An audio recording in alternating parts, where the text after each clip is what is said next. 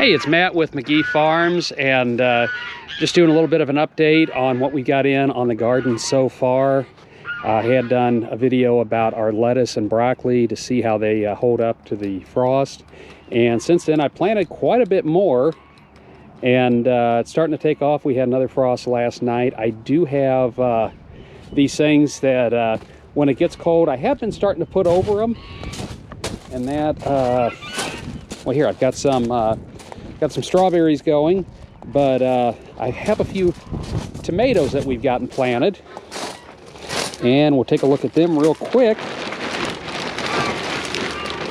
and that'll show you also what I'm using with the lettuce. Now I've got this little cold frame kind of set up, but when it gets cold with the tomatoes and the lettuce and all, I got these at Dollar Tree, and they're little bell colances, I think is what they call them, and they just stake down, but it gives them a little extra protection from a frost.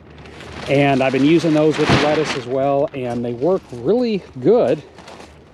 I've got some blueberries planted in already, got a lot of onions, garlic, asparagus planted in here. That's starting to come up. I think I'm going to go ahead and put a little more in the way of our tomatoes and peppers in, now that those are going so well. The other thing, and you got to see a lot of videos on those coming up, is we've got some aquaponics set up.